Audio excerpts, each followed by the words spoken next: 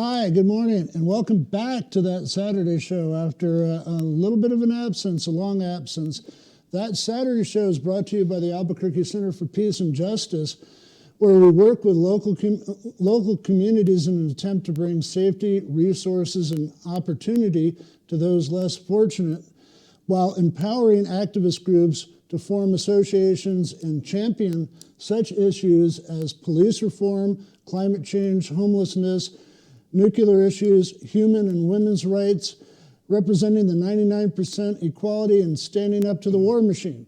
I'm your host, Tom Dent, and I've been gone for a while due to serious back surgery, and I just had a 2-week bout with COVID.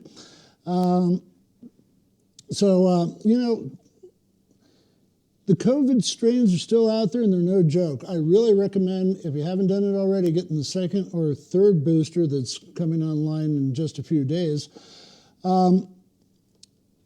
If you do get COVID, I highly recommend, or late-term COVID, or one of these subviruses, I highly recommend you apply for the monocloidal antibody treatment.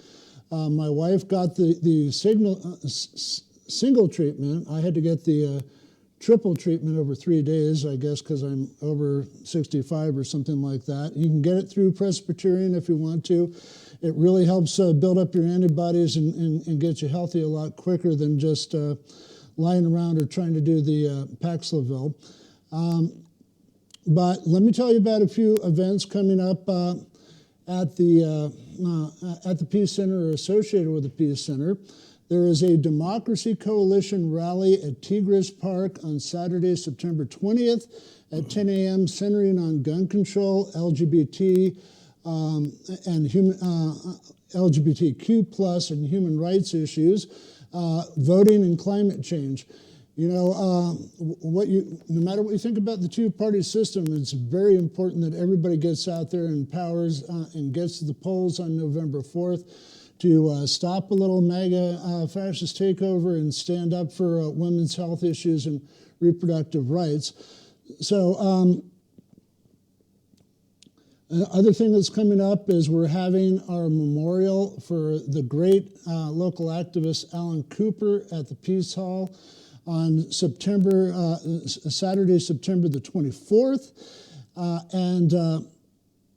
Alan Cooper is a fantastic New Mexican activist, longtime friend of the Peace Center, longtime host of indie media and alternative radio that started at City Public Access like our show does right now. Another big event that's coming up is the our Pajola group, the New Mexico Japanese American Citizens League, will present Aki Matsuri, which is their annual fall festival. Goes on all day long at Veterans Memorial Park. There's dancing, there's drummings, there's floating candles, all sorts of cultural representation for our Japanese American community here. Okay, and the Peace Center will have a table there all day. And here's a big local news flash that you probably already heard about. Not a federal judge, but a New Mexico district judge invoked the 14th Amendment, Part 3, disallowing Coy Griffith, who is a U.S. Capitol insurrectionist and leader of Cowboys for Trump, for continuing to hold public office in Otero County, New Mexico, or anywhere in New Mexico. And what's groundbreaking about this is that judges across the country can invoke the 14th Amendment for any Republican or MAGA person that took place in actively supporting domestic terrorism and storming the U.S. Capitol back when we first started the show on January 6th of last year. Speaking of militias and Proud Boys that aided Cowboys and Trump and Legacy Church and all these white supremacist groups, there is some current action going on regarding the trial of Stephen Baca, who attempted to murder Scott Williams at the Don Juan D. Ornate protest 2 years ago. What it's called is a status conference in front of District Judge David Murphy, and this is going to take place at District Court on the 13th, this Tuesday. If you want to go in there, review that. But this may be another attempt to kick the trial down the road. It's still going to take place, but we cannot lose sight of where this goes. Whether or not we have a new county district attorney, Raul Baca may become an Attorney General of New Mexico, but whoever holds that position, we have to hold their feet to the fire to put Stephen Baca in jail for attempted murder and send a message and hold these MAGA white supremacists responsible and achieve justice for Scott Williams. So what we're going to do on this episode 28, Season 2, is we're going to sort of do part 2 of looking into the Santolina issue. Last week, or the last time we had a current show, we aired a Retake Democracy Zoom meeting out of Santa Fe, preparing for the Bernalillo County Planning Commission a couple of weeks ago for their third meeting within this year, to entertain major plans to begin really developing Santolina, which is a huge planned new city on the West Mesa. It's sort of pie in the sky, it's sort of crazy, but they keep going ahead and they want to develop this. It has really no sustainable future water sources. We said in the Zoom last time that what is it, like a 14,000 acre spot that is supposed to become the second largest city in New Mexico, housing 93,000 people, pumping 20 million gallons of water a day into this community. And we don't have the water for ourselves, and we definitely don't have the water for this community. So what we're doing with part 2 is we're going to get a little bit more into the real activist community and the people that have been following this for a while and forming working groups. And my guest today is Jorge Garcia, who is with Contra Santolina, and he also heads up another organization that's part of this working group that he'll explain in a little bit. And so as we present part 2, there's a group, maybe you can correct me, here's our guest, Jorge, right now. Jorge, maybe you can correct me if I'm wrong. WAL stands for what, Western Albuquerque Land Holdings or something like that? That's right. And they're pretty much leading the charge in developing Santolina. Santolina was... What was it? It was an association of old Atrisco Spanish land grants that were conglomerated and bought up by this company called Sunkill, and Sunkill went bankrupt, and this huge international Libor bank, and we'll get into what Libor means later on, we'll have a short film on this called Barclays Bank, has underwritten the project, and a lot of people think like the dirty dealings of a lot of these international Libor banks, they're probably using it for tax write-offs and money laundering.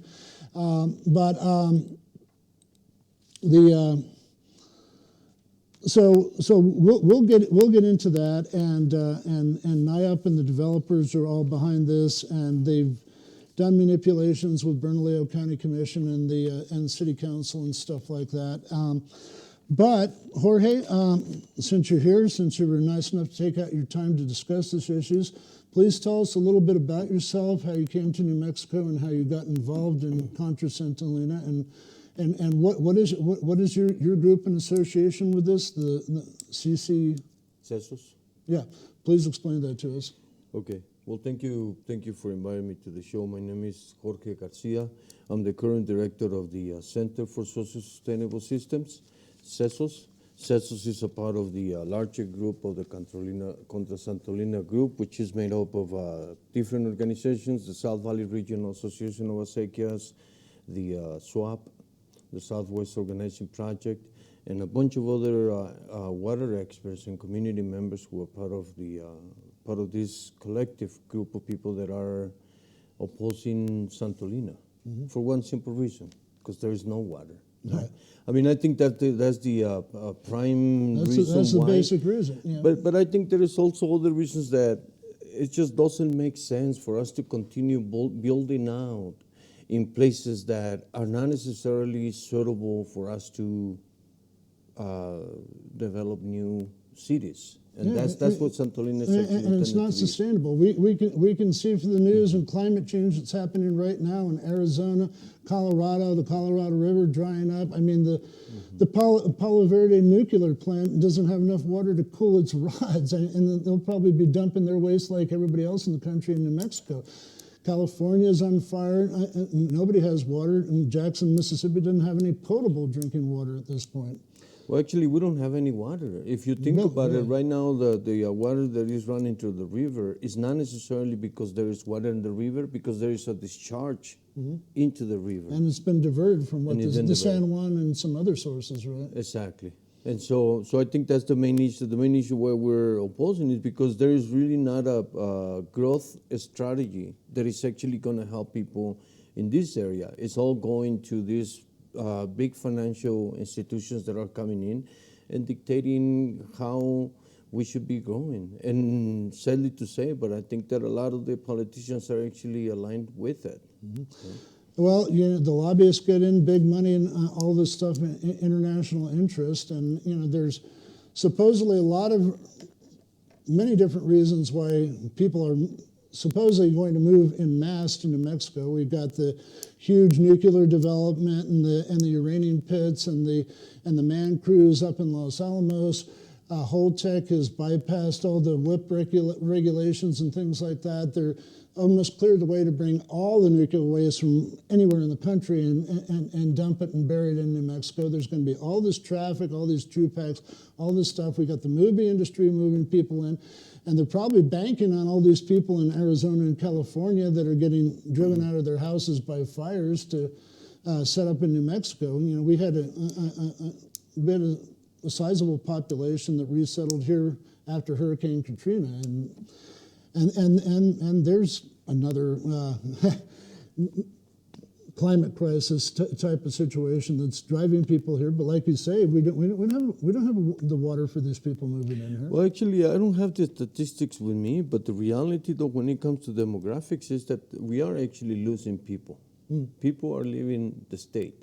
We're not necessarily growing. Well, there's a lot of our kids and people who have lived here for a long time that are starting to move out. One of the reasons is they can't afford all these skyrocketing rents and mortgages, even though they've lived here, worked here all their life, and built up this community.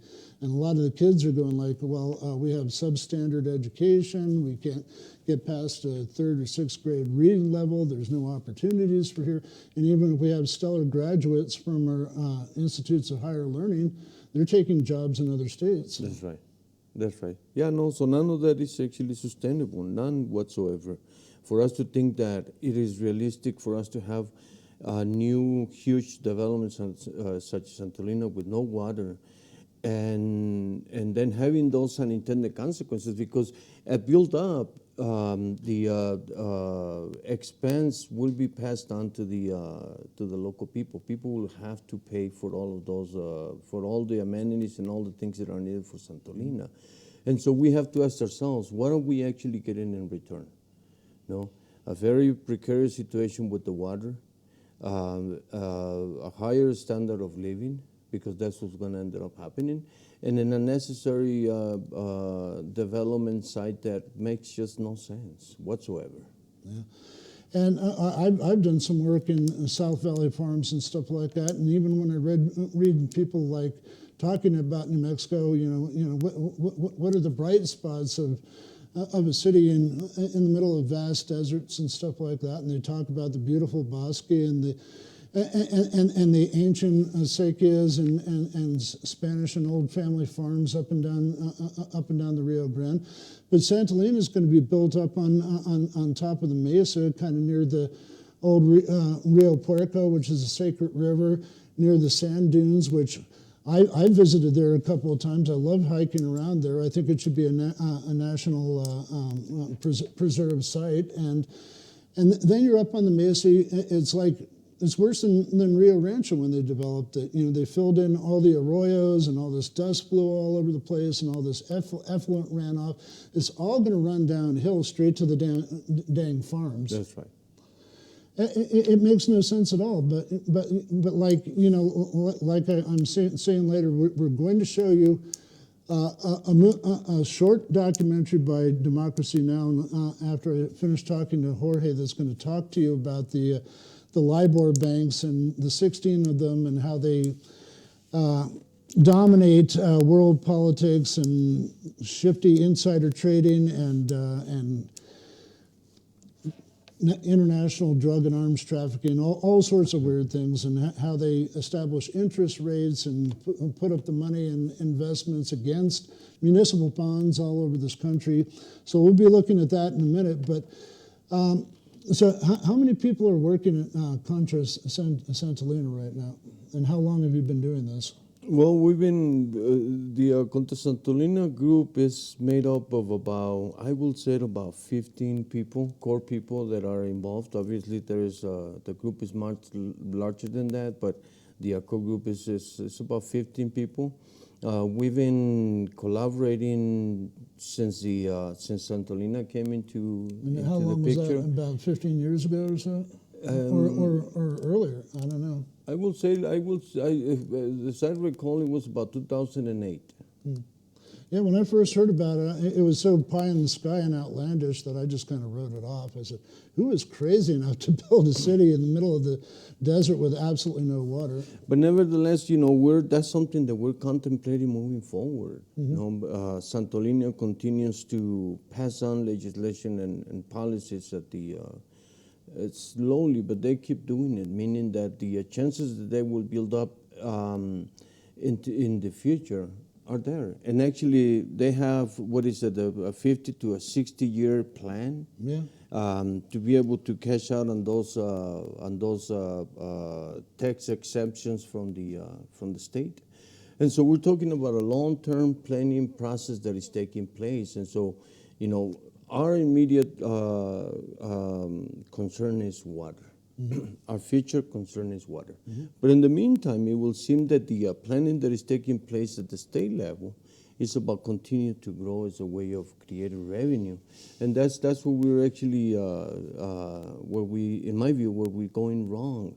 We're actually putting aside the fact that there's no ways for us to grow out.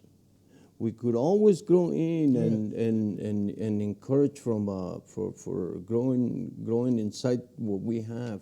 But instead of that, we continue to spread out in places that not only that there is no water, but that they're actually not suitable to be built. And then for essential services and urban planning, I've looked around there for years. I wanted to study urban planning to work with the city council on it, and you look at their history and what they do, it's like NIOP and the developers run everything, Wall runs everything, and there's absolutely no urban planning here. It's all sprawl, and this is just another example of unsustainable sprawl. That's right. So if people want to get involved with this issue and work to oppose Santolina, how can they contact you, and what do you see as steps moving forward? Well, I think that a step moving forward, we have to educate our community about what does it mean not to have water. We have to really understand the situation that we're in, and not only from the perspective of the Middle Rio Grande, we have to understand how climate change is actually affecting the Colorado River system.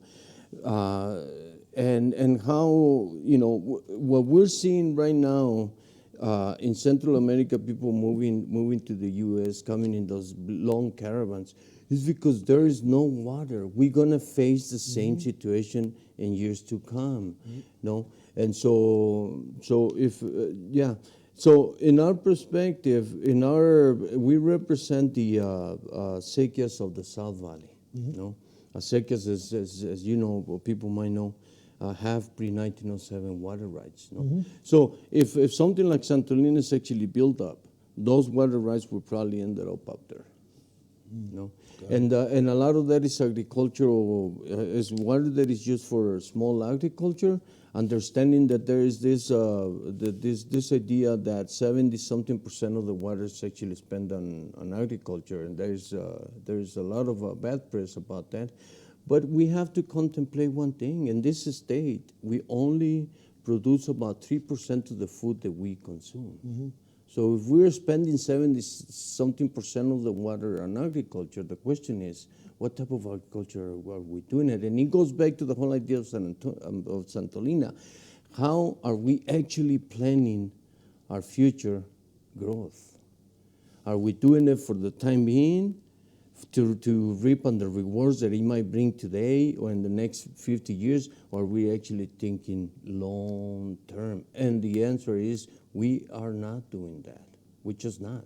We're just approving things that come along because he makes good business. He makes good business sense, you know.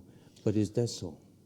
Well, if you want to get involved, please contact Contra Santolina. They're on Facebook. They're a working group. If you want more information on them, you can always call the Peace Center at 505-268-9557. Thanks very much for coming on, Jorge. And what we're going to do now, what I indicated is we're going to show a Democracy Now! Documentary from probably around 2014, where Amy Goodman and Juan are interviewing Matt Tiabbi, the great journalist who was working for Rolling Stone at this point, who uncovered a lot of the scandals and dirty dealings of the Libor banks back in right after the mortgage crisis and the fallout after that. As I was indicating before, the underwriter of Santolina is Barclays Bank. There's 6 to 16 different Libor banks internationally. There's Deutsche Bank, who we all know has been that and Bank of New York have funneled kind of dirty Russian mob money to people like Donald Trump and other people. HBSC, like I was indicating, was definitely caught with her pants down at Sheldon Adelson's mega casinos in Macau, moving things with the Chinese government and moving arms and drugs for the major cartels out of Mexico, not New Mexico, and well, there's some here, but anyway, and they set interest rates around the world. They basically work with Moody's to establish money against our municipal bonds that we do here. Any mismanagement, lowering of interest rates can bankrupt cities internationally and here. I think it's happened at least in Sausalito and Baltimore at one point. And they have major influences on the European Common Market, and some of their members like Goldman Sachs and other people have manipulated commodities and stocks around the world that have led to starvation and money theft, and if you look deep enough into Goldman Sachs, you know that they're not a nice corporation. So enjoy the film, and then we're going to have some great local music by Kevin and Ann Worley. Thank you. Singing Ain't Got No, I Got Life. This is Democracy Now!, democracynow.org, The War and Peace Report. I'm Amy Goodman with Juan Gonzalez. Well, we end today's show with Matt Tiabbi. He's a contributing editor for Rolling Stone magazine. His most recent in-depth piece is The Scam Wall Street Learned from the Mafia, how America's biggest banks took part in a nationwide bid-rigging conspiracy until they were caught on tape. Mike Tiabbi has also been closely following the Libor scandal. 16 international banks are accused of rigging a key global interest rate used in contracts worth trillions of dollars. The London Interbank Offered Rate, known as Libor, is the average interest rate at which banks can borrow from each other. Some analysts say it defines the cost of money. The benchmark rate sets the borrowing cost of everything from mortgages to student loans to credit card accounts. Matt Tiabbi is with us here in New York. His latest book is called Griftopia, a story of bankers, politicians, and the most audacious power grab in American history. Matt, welcome to Democracy Now! Good morning. Explain Libor. Libor is basically the rate at which banks borrow from each other. It's a benchmark that sets that a lot of international investment products are pegged to. When Libor is low, that means that the banks feel confident in each other. And when LIBOR is high, that means there's generally instability. And what we've been dealing with in this scandal are really two different types of manipulation. One, in which the banks manipulated LIBOR downward so as to create the appearance of good health generally, and then more specifically, a much more insidious kind of corruption where they were manipulating it both up and down in order to capitalize on particular trades depending on what the banks were holding that day. So this is an explosive, gigantic financial scandal. But Matt, you know, I was listening to Lawrence Kudlow a couple of nights ago at CNBC, the guru of the business journalism, and he claims this is a victimless crime, that this has been blown up out of proportion by the rest of the media and by some of the government regulators. I mean, I can't imagine how a sane person could possibly describe this as a victimless crime. Basically, every city and town in America, and to say nothing of the rest of the world, has investments that are pegged to LIBOR. Most of them are holding investment accounts that actually will decrease in value as LIBOR goes down. I think that's what most people don't understand, that they say, well, if the interest rate goes down, that means you're paying less. But they don't understand the interest swaps that have occurred with many of these governments. Right. Most individuals think of it in terms of their own mortgages or their own credit cards, and it's true. Most of those people probably benefited when they were manipulating LIBOR downward. Now, remember, they also manipulated it upwards at times, but when it was downward, those individuals did benefit. But on the whole, overall, ordinary people actually suffered when LIBOR was manipulated downward, mainly because local governments, municipal governments tended to lose money. So if you live in a town that had a budget crisis, that had to lay off firemen or teachers or policemen, or couldn't provide services or textbooks in their schools, that might be due to this. And remember, even the tiniest manipulation downward, when you're talking about a thing of this scale, would result in tens of trillions of dollars of losses. So it's an enormous scandal. It eclipses anything we've seen since 2008. Matt, on Wednesday, U.S. Treasury Secretary Tim Geithner defended himself against criticisms that regulators should have done more to address concerns over the credibility of the LIBOR interest rate. We acted very early in response to concerns that the process used to set this rate was impaired and flawed and vulnerable to misrepresentation. We were worried about it. We were concerned about it. I took the initiative to brief the entire U.S. regulatory community on this at a very early stage, early May. My staff then briefed the SEC, CFTC. We brought it to the attention of the British and took the exceptional step of putting in writing to them a detailed set of recommendations that revealed the extent of the concerns in that context. And the U.S., to its credit, set in motion at that stage a very, very powerful enforcement response, the first results of which you've now seen. That's Treasury Secretary Tim Geithner. Matt Tiabbi, your response. Well, first of all, the Bank of England chief, Irvin King, says that the memo that he sent to the British actually didn't outline any specific regulatory concerns, didn't give them any information, but only proposed steps that they might take in the future. And those steps were actually just more recommendations for more self-regulation for the banks.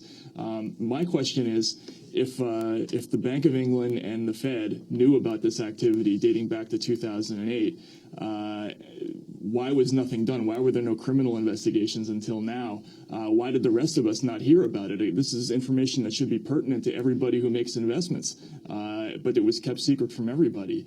Remember, the information that the Fed got was that some of the banks not only were manipulating LIBOR, but they were doing it because they felt they had no choice, because everybody else was doing it. And for the Fed to get that information and not immediately launch a massive criminal investigation or help the Justice Department do that speaks to the ineffectiveness of their response. Well, isn't part of the problem, though, that some of these governments and central banks actually looked looked aside at what was going on because they wanted to keep interest rates low and hopefully bringing the economies back and having some kind of economic resurgence? Yeah, absolutely. There's one way to look at this and say, okay, the Bank of England and the Fed knew about this in 2008, but they had an interest perhaps in seeing LIBOR artificially suppressed, because in that panic of 2008, when everything in the markets was going haywire, it actually benefited governments by creating the image of financial soundness in the markets. But that's an irrational response, because it's a terrible precedent to set for the government to allow manipulation of the markets in any way. And B, the banks weren't doing this just to make themselves look healthier. They were also doing this just to make money. They were trading against this information in what essentially was the biggest kind of insider trading you could possibly imagine. I don't think that argument is going to hold water. Matt, some like you say Libor scandal could cost the banks tens of billions of dollars, but the Wall Street Journal editorial page has portrayed Barclays bankers as the victim. When the scandal first broke, the Journal ignored it for a week. Then in a piece called Barclays Bank Bash, it wrote, quote, "Federal gumshoes are hot on the trail of banks suspected of attempting to manipulate a key interest rate. If only it were easy to separate the effect of alleged manipulation efforts by private banks from the deliberate manipulation by government," unquote. Talk about the U.S. media coverage of Libor scandal. Well, first of all, there hasn't been enough coverage in the United States, and that's probably because the scandal has not yet spread to our shores, and it will, because it probably starts with Barclays and UBS and the Royal Bank of Scotland. These are the three banks that we know of already that have admitted to this conduct, but it's eventually going to involve big American banks as well, and we know who they are. We don't have to mention them, but the American banks in the survey are also going to be involved in this. But I think the American media generally has been slow to realize the gravity of the scandal. I think there's a lot of fatigue out there among people with all the financial corruption. I think news editors generally are reluctant to go there, especially with something as complicated as LIBOR. But what we're going to see is a lot of coverage like what you just heard from the Wall Street Journal, where there's going to be a suggestion that this was done in sort of a patriotic manner in order to create an appearance of soundness in the markets during a period of crisis, that this was done at the behest of governments. And I would suspect that that's going to be the first line of defense for these banks. I want to ask you about something else, not directly related to LIBOR, but certainly to banks and to your connection to them, to the mafia. The recent revelations that HSBC, one of the biggest bank in Europe, admitted that it was laundering tens of millions of dollars in drug money from the Mexican drug cartels, forcing one of its chief officers to resign publicly in a hearing. Right. Yeah, that's obviously a big scandal, too. It probably has been overshadowed by the LIBOR revelations recently. We've obviously heard things like this before, banks not asking enough questions about where the money is coming from. The Bank of New York scandal back in the late 90s with the Russian mob money that was flowing through there by the billion. To a lesser degree, the scandal involving John Corzine and his company, and what questions did Chase ask or not ask when they were dealing with them. There's clearly a laxity among all the banks in asking enough questions about where money is coming from. I suspect that the HSBC scandal will help spread awareness in that regard as well. What is the solution, Matt Tiabbi? To the LIBOR situation? Yes, and overall, whether we're talking about to HSBC, to the power, and to the administration, not to mention in this election year, the opponents, shoring up and supporting and protecting? Well, the LIBOR scandal presents really the mother of all regulatory dilemmas, because this scandal could not have happened if it was just one or two or even three banks acting as rogue participants. The way LIBOR works is they take a survey of 16 banks every day. They take the four highest numbers and the four lowest numbers, and they throw them out. They average out the remaining numbers. And what that means is that pretty much all the banks have to be in on it in order to move the needle in any one direction. So you're talking about 16 of the world's biggest, most powerful financial institutions. And if they're all cooperating in what essentially is a gigantic international price-fixing operation,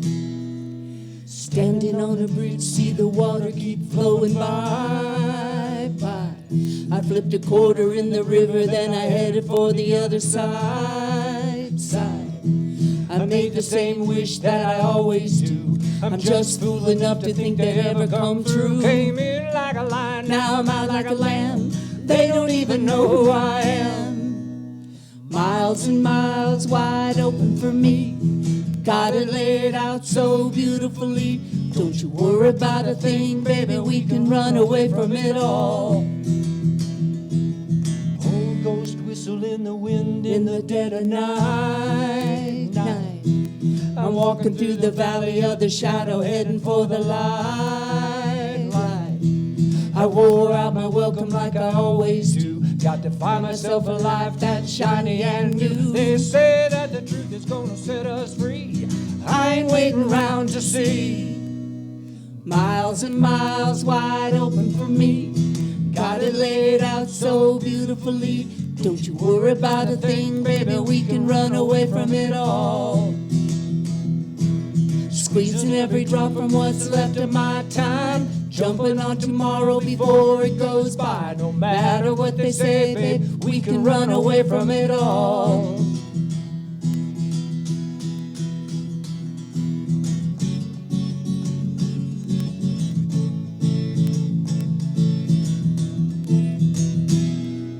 Standing on a bridge, see the water keep flowing by. I flipped a quarter in the river, then I headed for the other side. I made the same wish that I always do. I'm just fool enough to think they ever come true. Came in like a lion, now I'm out like a lamb. They don't even know who I am. Miles and miles wide open for me. Got it laid out so beautifully. Don't you worry about a thing, baby, we can run away from it all. Squeezing every drop from what's left of my time. Jumping on tomorrow before it goes by. No matter what they say, babe, we can run away from it all. No matter what they say, babe, we can run away from it all. No matter what they say, babe, we can run away from it all. And that's what we do. We ran away from it all. So, if you'd like to hear more of us, our website is worleysings.com, and take a listen if you like what you saw. All right, thank you. Thank you so much. All right, thank you very much, Kevin and Ann. That was great. That was beautiful. Yeah, I love Blackberry Smoke. That's one song I know, and I don't know if did you guys write the song for Crystal Gayle, or was it a song written for Crystal Gayle? It was a song written for Crystal Gayle. I just actually watched a duet performed by Crystal Gayle and Tom Waits the other day. That's one combination that you don't see every day. Never think about. Right. And I love groups related to Blackberry Smoke like Wilco and Humphreys McGee and the Chris Robinson Band. Did you know that there's absolutely no rent control legislation or rent cap that's ever been passed in New Mexico? And when we researched this, it's only in about 10 or 16 states without real rent control. Rent control has its pros and cons, but I think we definitely need it in New Mexico with the skyrocketing rent and mortgage rates and people who have been here forever who helped build the city and the state that are getting knocked out by gentrification and high prices. And there's never been any like urban planning, there's never been a sustainable effort to build real affordable housing for just such a situation in Albuquerque and parts of New Mexico.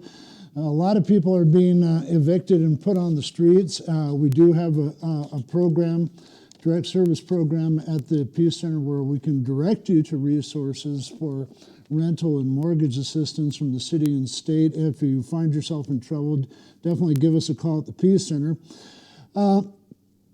Why hasn't this issue ever been addressed? I used to work for a public interest research group. We set up the landlord-tenant hotline, and the second it fizzled out, it seemed like all these lobbyists for the corporate landlords and these sleazy out-of-state slumlords to just do whatever they want to our apartments and homes. And come to think of it, you know, I heard the other day that you don't even have to register a gun in New Mexico. That's crazy. I talked about PIRG. We worked back in the day on environmental and consumer issues. We worked to pass a bottle bill for 6 years in the state legislature, and our sponsors were Cisco McSorley, Dee Dee Feldman, and Mimi Stewart. And I saw Mimi Stewart the other day at a restaurant, and I was ready to accost her and saying, why isn't there any rent control in the state? And come to think of it, why don't you even have to register a gun in New Mexico? But she was busy in a meeting, so I'll leave that confrontation to another day. But you know, the process is to get involved with action activist groups, form the type of proper legislation, get good sponsors on the bills, see what type of committees that they go through, and actively go up there to lobby and work for these improved laws during the short and long session in January in Santa Fe. So next up, what we're going to be showing is a short documentary on the pros and cons of rent caps and rent control across the country for your information. We do want to have more people on the show talking about this, and I believe we're going to follow up with an episode pretty quickly about the open space encampments, the Gateway Center, and the push back and forth and the denying open space encampments, and the mayor vetoing that, and the city council overriding that, and where we go from there, and issues like that. You know, if you a lot of the opinions that I am expressing, and we express on the show, are not necessarily the opinions of the Peace and Justice Center. If you disagree with this, or you have your own issue and something you feel very strongly about to improve the community, to stand up for social justice and human rights, call the Peace Center. We'll have you on the show. We'll have you, your group, your issues on the show. Or if you disagree with what we're talking about, come on and we'll have a debate about that. But, you know, the Peace Center's been going for close to 40 years. We're about to celebrate our anniversary. Like I've indicated before, we've got our Peace Cafe going almost all day Thursday with great food, free food, conversation, games, music jam sessions, talking about the issues of the day, putting you in contact with different activist groups and issues. Come by, check out the Peace Cafe every Saturday at 10 o'clock, when you should be watching that Saturday show. We have absolute free food distribution donated from a bunch of different markets, grocery stores, and interests around, and even our public schools in our parking lot.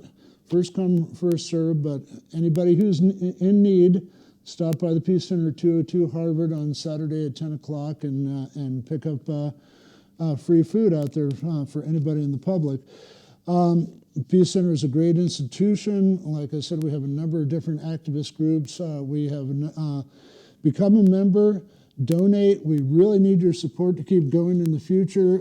We've been shell-shocked a little bit by COVID, and we're starting to come out of it, but we need talk to your business, talk to your corporate connections, talk to your relatives.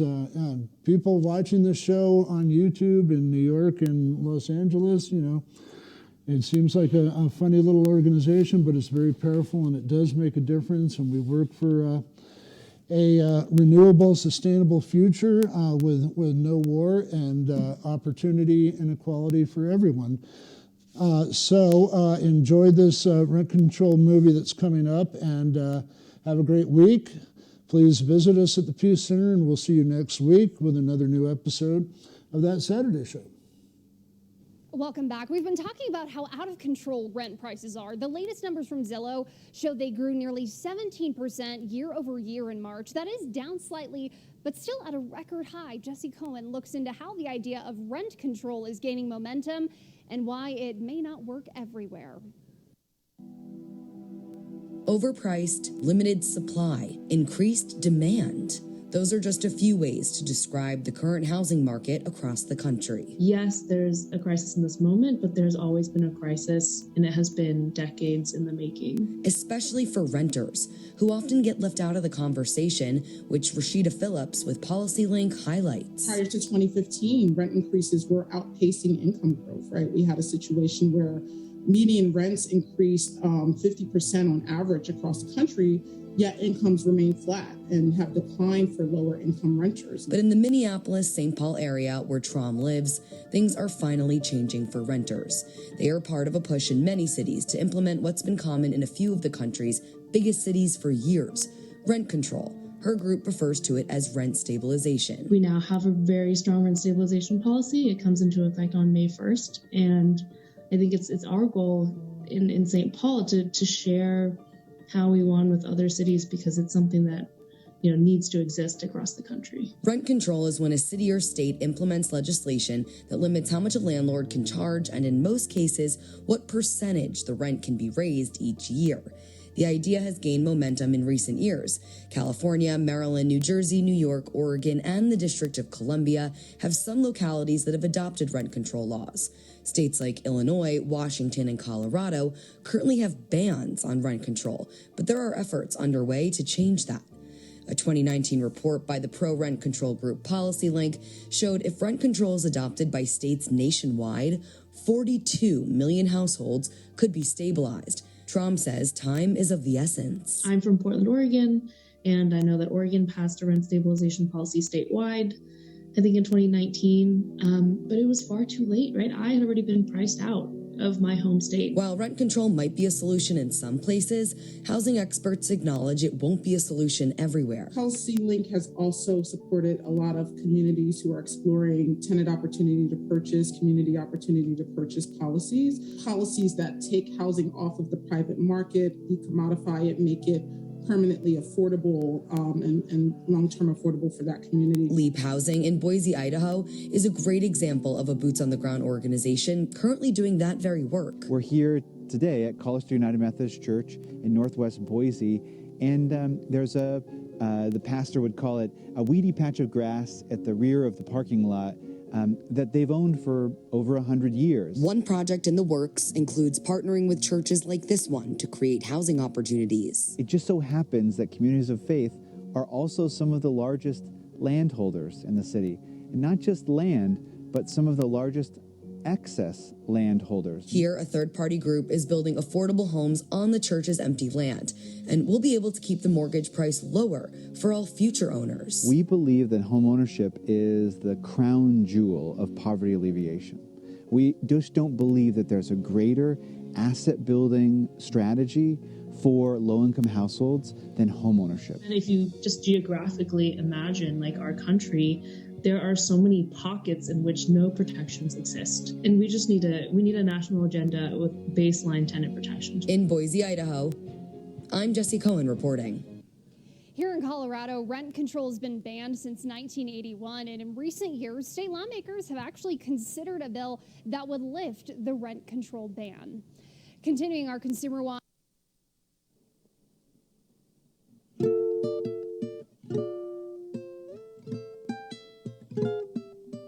Until the next time, it's time to say goodbye. When you out here in the streets, keep it real, 505. We love everybody, we just want to let you know. Thanks for tuning in to that Saturday show.